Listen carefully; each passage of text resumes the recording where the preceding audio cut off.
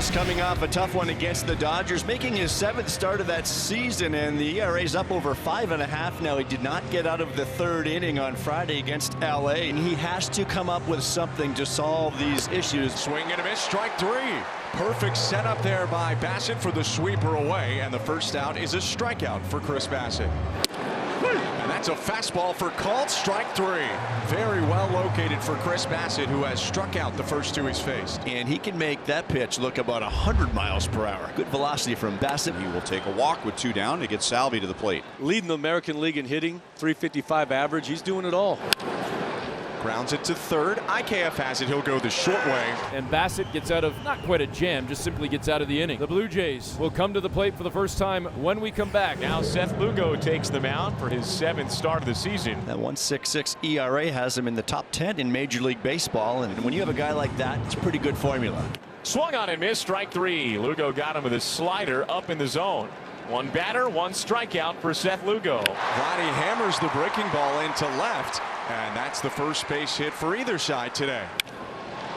Line to center field. Isbell fades back to make the play. Brings up Daniel Vogelbach. Blue Jays DH today.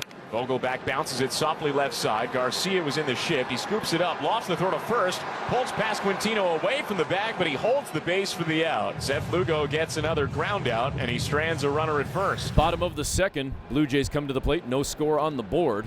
And a swing and a foul tip, and that's a strikeout. So for Seth, that's his 2nd strikeout on the day. He gets him on the sinker. Right into the mid of Salvador Perez. And down goes Jansen. That's 2 hitters in a row. Seth Lugo has leaned on that 4-seam fastball, making that pitch rise. That's into deep right center field. Frazier is back at the wall, and he's got it. And he caught it in the palm of his glove. And no score at the end of 2. Chris Bassett starting his 3rd inning of work. That one again sent towards left field, but this time in fair ground, charging for it and making the grab right near the line, Addison Barger. Well, Addison Barger's clearly figuring something out over there in left field. I'm sure he's been working during batting practice and before games on being a better left fielder, but that was a nice play. Bangs into the wall over there in foul territory. Top of the order again. Michael Garcia lifts 1 to left. Barger racing to left center, and he'll make a nice play to end the inning. We head to the bottom of the 3rd, still no score. That brings up the youngster Addison Barger, who just had a nice grab. Here's the 0-2, and that fastball's called strike 3. That's 4 strikeouts so far. Now 1 time through the batting order for Seth Lugo. Back to the top of the order, George Springer. Swinging and grounding it to the left side, right to Bobby. Scoops it up. Fires across to Pasquantino for the out, and a 1-2-3 inning. Through 3 innings, he's allowed 1 base runner, a Guerrero hit. So far, Bassett and Lugo have been as advertised, and they've got pretty similar starts. Bassett with a first pitch to Vinny Pasquantino deep in the hole there at second base. Schneider picks it up, throws it to first, and records the out. 2-2 again. Foul tipped into the glove, strike 3. Perez with a check swing there accidentally gets himself out. I think he is asking whether that hit him or not. And that's what they're talking about right now, I think. Brian Walsh, first base umpire, said he did not go on the swing. And it did look like it hit him there. Looked like it hit his hand. And if Brian Walsh, the first base umpire on appeal, says no, he did not go, I mean, I don't know how you say it didn't go. That's a swing. That's a judgment call by the first base umpire, and we saw his arms go out. Brian Walsh, the first base umpire, said no, he did not swing when the appeal went down from DJ Rayburn, the home plate umpire. Hit by pitch or not is reviewable. It looked pretty clear from that replay. It hit his hand and not his bat. And it looked also pretty clear that he swung. After review, the call on the field is overturned. It was a hit by pitch. Kansas City retains its challenge. And I do wonder, too, if they have issue with that not being called a swing, potentially, if the Blue Jays look back at it. That'll be the 2nd base runner today for the Royals, and an inning extender here with 2 outs. Now a left-handed hitter, Michael Massey, comes up. Swing and a miss, strike 3. Bassett bounces back from the hit by pitch. Still has yet to give up a hit, and we head to the bottom of the 4th. So Vladimir Guerrero Jr. standing on first. It brings up the cleanup hitter, the DH, Daniel Vogelbach. Vogelbach with the left-hand swing, chops it down to first. They throw to second, diving into second base. Guerrero is called out, but Vogie sprints his way down first, and he rumbles to get there. He's safe. That was actually a great play from Pasquantino at first base. I didn't think that he had a chance at Vlad at second base. Pass Lugo. Massey will go to the bag just in time. And no runs thanks to the heads-up play by Vinny Pasquantino. Quick first out in the top of the 5th for Chris Bassitt. And he jumps into this group of lefties again, starting with MJ Melendez.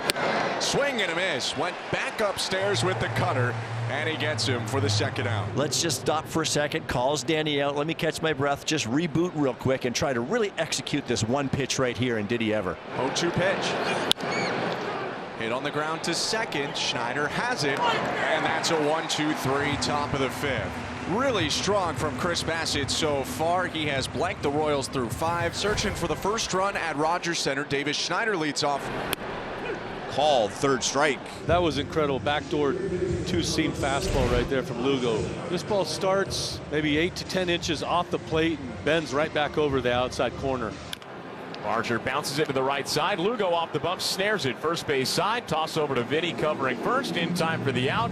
And that ends the inning. Seth Lugo through 5 scoreless. The center fielder for the Royals, left-handed hitting, Isbell, 0 for 1 in the ball game. Here's the payoff pitch and a swing and a liner the other way down the left field line. That drops in for a hit.